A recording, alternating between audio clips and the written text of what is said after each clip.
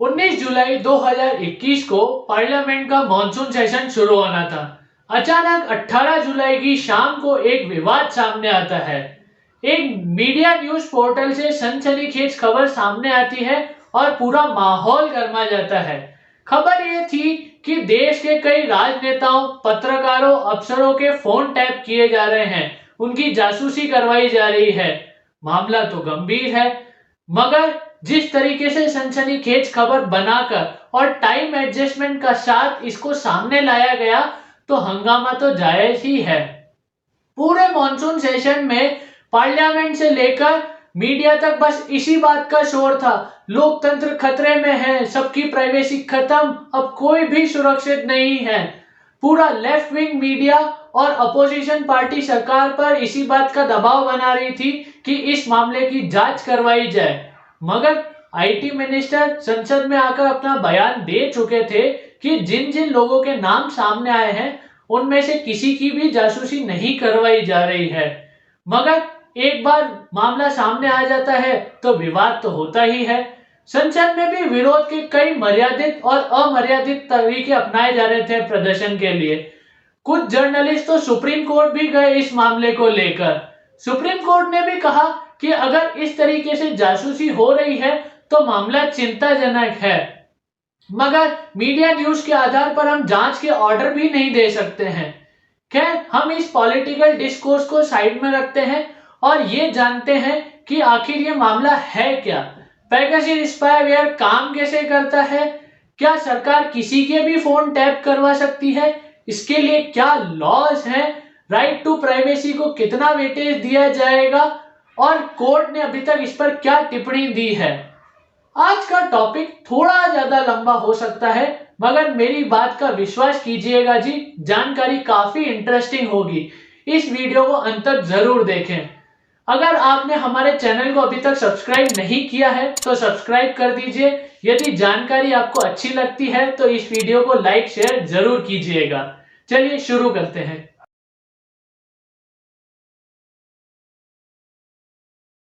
नमस्ते, मेरा नाम Pranay Bhagat, cyber law enthusiast, techno legal adviser और लॉ स्टूडेंट।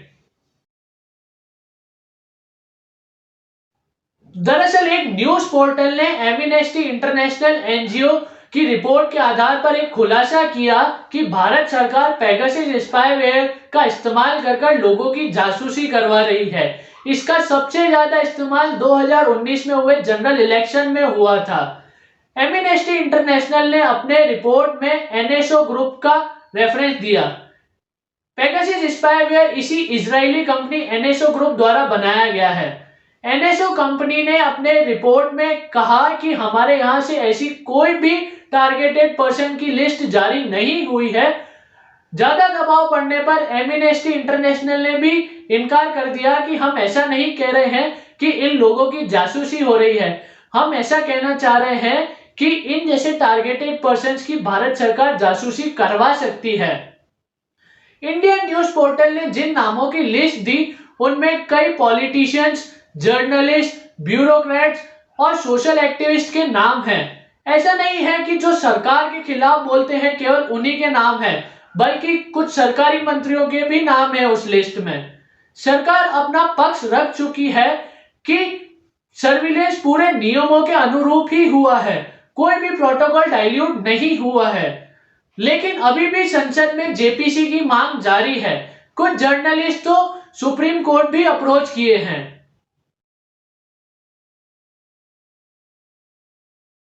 पेगासस एक स्पाईवेयर है जिसे इजराइल की कंपनी एनएसओ ग्रुप द्वारा बनाया गया है। पेगासस को अभी तक का सबसे खतरनाक स्पाईवेयर माना जा रहा है। हालांकि ये स्पाईवेयर केवल गवर्नमेंट्स को ही बेचा जाता है। ये स्पाईवेयर आपके डिवाइस में बिना किसी डाउनलोडिंग, लिंक क्लिकिंग या दूसरे किसी एक्शन के बिना भी इंस्टॉल किया जा सकता है। यदि ये आपके डिवाइस में एक बार आ गया तो पूरे हैकर्स के हिसाब से ही चलता है। आपकी कॉल्स रिकॉर्ड हो सकती हैं, आपके इनकमिंग आउटगोइंग मैसेजेस कॉपी हो सकते हैं, आपके फोन से स्पैम मैसेजेस भेजे जा सकते हैं, आपकी लोकेशन मूवमेंट ट्रैक की जा सकती है, आपके मेल आईडी से स्पैम मेल भेजे जा सकते हैं, आपके डिवाइस का कैमरा ऑन कर आप पर नजर रखी जा सकती है आपके डिवाइस का माइक्रोफोन ऑन करके आपकी बातें रिकॉर्ड की जा सकती है और आपको पता भी नहीं चलेगा कि ये स्पाईवेयर आपके डिवाइस में एक्टिव है। केवल फॉरेंसिक एक्सपर्ट्स ही इसके बारे में बता सकते हैं। फिलहाल ये सभी iOS और एंड्रॉयड डिवाइस में ये काम कर सकता है। 2016 में जब इस स्पाईवेयर के बारे में पता चला तब ये आपसे एक मैलिशियस लिंक पर क्लिक करवाते थे और आपके डिवाइस में इस स्पाईवेयर को इंस्टॉल करते थे। बाद में इसे जीरो क्लिक अटैक के लिए तैयार किया गया। 2019 में व्हाट्सएप ने माना कि उसके कुछ यूजर्स के डिवाइस में इसे इंस्टॉल किया गया है। तब यह आपके डिवाइस पर व्हाट्सएप कॉल करते थे, फिर चाहे आप उस कॉल को रिसीव करें या ना करें फिर भी आपके मोबाइल में इंस्टॉल हो जाता था। ऐसा माना जा रहा है कि मोबाइल मैन्युफैक्चरर के जीरो डे वल्नरेबिलिटी को एक्सप्लॉइट कर इस स्पाईवेयर को डाला जाता है।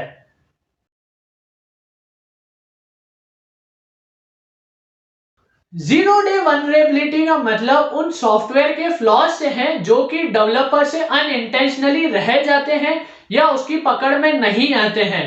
हैकर्स ने उन्हें समझ लिया है और उन्हें एक्सप्लॉइट कर पा रहा है। यह स्पाईवेयर ऐसी कई वल्नरेबिलिटीज पे काम कर रहा है जिनके बारे में अभी तक डेवलपर्स और सिक्योरिटी एक्सपर्ट्स जान भी नहीं पाए हैं। तभी तो बड़े बड़े सिक्योरिटी सॉफ्टवेयर इसके अटैक को रोक नहीं पाए हैं और कुछ तो इस स्पाईवेयर को डिटेक्ट भी नहीं कर पाए हैं। एमनेस्टी इंटरनेशनल का अपना एक सिक्योरिटी लैब है, उनके रिसर्चर ने इस स्पाईवेयर की जानकारी दी है।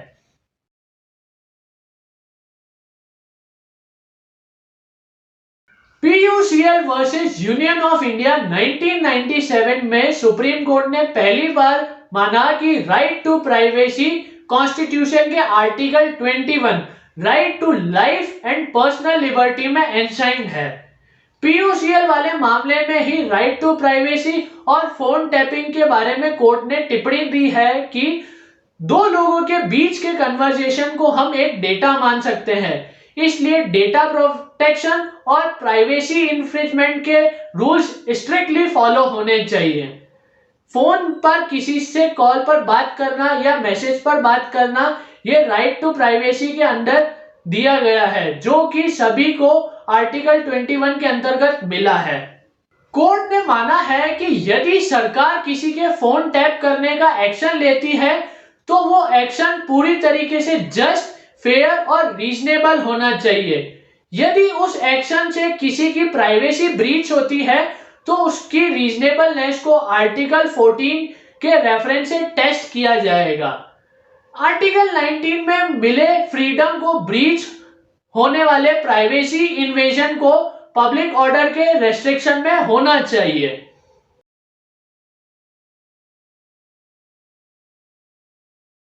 इंडियन टेलीग्राफ एक्ट 1885 के सेक्शन 5 सब सेक्शन 2 के अंदर सरकार को यह पावर मिली हुई है कि वो चाहे तो किसी के भी फोन टैप कर सकती है अगर दो कंडीशन सेटिस्फाई होती है। तो दो कंडीशन कौन सी? पब्लिक इमरजेंसी या इंटरेस्ट ऑफ पब्लिक सेफ्टी। अब इंडियन टेलीग्राफ एक्ट 1885 में कहीं भी इन दोनों टर्म्स को डिफाइन नहीं किया गया है, तो सुप्रीम कोर्ट ने अपना इंटरप्रिटेशन दिया है कि पब्लिक इमरजेंसी यानी किसी भी ऐसी परिस्थिति का उत्पन्न होना जिससे एक बहुत बड़ा जन समूह प्रभावित हो रहा हो और उसमें तत्काल प्रभाव से एक्शन लेने की आवश्यकता हो। And interest of public safety का मतलब ऐसी परिस्थिति का उत्पन्न होना जिससे एक बहुत बड़ा जन समूह को खतरा हो, उसके भय से बचाने के लिए एक्शन लेने की जरूरत हो।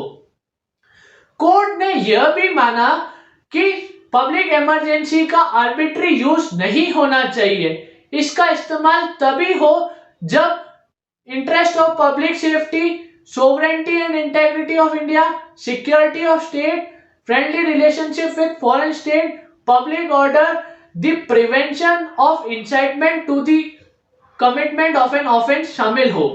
कोर्ट ने यह भी कहा है कि इकोनॉमिक इमरजेंसी को पब्लिक इमरजेंसी नहीं मानना चाहिए, इसलिए किसी भी आर्थिक अपराध को पब्लिक सेफ्टी या पब्लिक इमरजेंसी नहीं बना सकते हैं। यदि सरकार किसी का फोन टैप करने का एक्शन लेती है तो वो एक्शन पूरी तरीके से लेजिटिमेट और प्रोपोर्शनेट होना चाहिए। ये एक 4-fold टेस्ट है।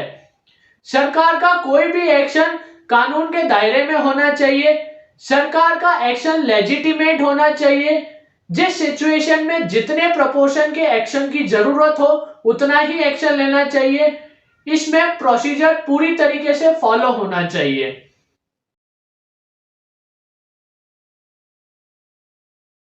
दो 2017 से पहले राइट टू प्रिवेसी को लेकर कोर्ट्स का नजरिया एम्बिवेलेंट यानी डबल माइंडेड रहा है। 1954 MP Sharma versus union of India में सुप्रीम कोर्ट की 8 मेंबर बेंच ने यह डिसीजन दिया कि राइट टू प्राइवेसी कॉन्स्टिट्यूशन में कहीं भी डिफाइन नहीं है, इसलिए इसे फंडामेंटल राइट नहीं मान सकते हैं। 1963 में Kharak Singh versus the state of UP में सुप्रीम कोर्ट की 6 मेंबर कॉन्स्टिट्यूशनल बेंच ने इसी डिसीजन को अपहेल्ड रखा। हालांकि काफी समय बाद 1975 में Govind Sharma versus union of India and 1994 में Rajagopal versus union of India में प्राइवेसी के बारे में बात की सुप्रीम कोर्ट ने। हालांकि इसमें सुप्रीम कोर्ट की लोअर बेंच ही थी और फिजिकल प्राइवेसी के बारे में इसमें बात की गई थी। People union for civil liberties PUCL versus union of India 1997 में सुप्रीम कोर्ट ने 2 लोगों की पर्सनल कम्युनिकेशन में प्राइवेसी को एक फंडामेंटल राइट माना। अगस्त 2017 में सुप्रीम कोर्ट की 9 मेंबर बेंच ने अपने पुराने केसेस MP शर्मा एंड खड़क सिंह के डिसीजन को ओवर रूल करते हुए पुट्टू स्वामी वर्सेस यूनियन ऑफ इंडिया में राइट टू प्रिवेसी की कॉन्स्टिट्यूशनैलिटी को अप्रूव करते हुए उसे लेजिटिमेट राइट माना। PUCL केस में जो रीजन दिए गए थे उनकी मान्यता रखते हुए कहा कि प्रिवेसी की अवहेलना करने वाले की उच्चतम स्तर पर जुडिशियल जांच की जानी चाहिए। इसमें कोर्ट ने जिस सिद्धांत को बेस माना वो है किसी व्यक्ति की पवित्रता की संपूर्ण अभिव्यक्ति है उसकी निजता। वर्तमान समय में भारत के पास पर्याप्त कानून है कम्युनिकेशन के इंटरसेप्शन को नियंत्रित करने के लिए। कम्युनिकेशन सर्विलेंस एक इंपॉर्टेंट कंपोनेंट है देश की सोवरेनिटी, इंटेग्रिटी और सिक्योरिटी को मेंटेन करने के लिए। अगर प्रिस्क्राइब प्रोसीजर के अनुसार ऑर्डर दिया जाता है तो यह अनकॉन्स्टिट्यूशनल नहीं है। भारत में फोन टैपिंग की लेजिटिमिटी के लिए काफी जजमेंट आए हैं। उन सभी ने माना कि इसमें PUCL case, Indian telegraphic act और सबसे इंपॉर्टेंट इंफॉर्मेशन टेक्नोलॉजी एक्ट 2000 के अनुसार ही कोई भी इंटरसेप्शन किया जाना चाहिए। अभी के लिए भारतीय जनता धीरे धीरे पॉसिबल प्रिवेसी वायलेशन जो कि टेक्नोलॉजी की वजह से हो सकते हैं उसके लिए जागरूक हो गई है।